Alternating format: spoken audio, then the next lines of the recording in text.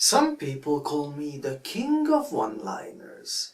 Humble as I am quick to point out that I am merely the prince. For the undisputed king, a man who delivers all of his one-liners with precision, grace, style, and love, is none other than Mr. Freddy Krueger.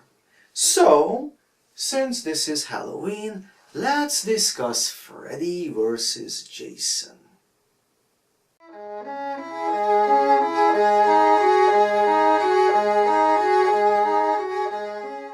Freddy vs. Jason is a 2003 horror comedy starring Robert Englund as our hero, the iconic comedian Freddy Krueger.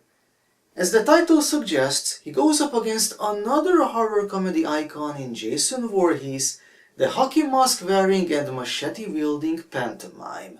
These two comedians face off in a clash of epic proportions to determine who is the better clown and who will win the hearts of all the young ladies in the audience. What? It is a comedy, and Freddy is the hero. I don't care what the description says. So anyway, this movie is about a battle to end all battles. The Master of Dreams versus the Demon of Crystal Lake. This is like The Shield versus the Wyatt family, McDonald's versus Burger King, Stephen Hawking versus the Pope, Hitler versus Stalin, all rolled into one. The story is that Freddy Krueger has been forgotten thanks to the questionable practices of a number of doctors who force their own children to take experimental drugs that prevent them from dreaming. This is bad for the king of one-liners because, if no one remembers him, he can't very well invade their dreams to entertain them with his one-liners, now can he?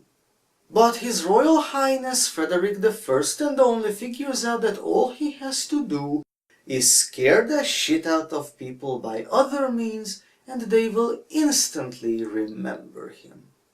Enter the brilliance of Freddy Krueger. He recruits Jason Voorhees and sends him to Elm Street to set the stage for his glorious comeback. The only problem is, Jason seems to enjoy his job just a little bit too much.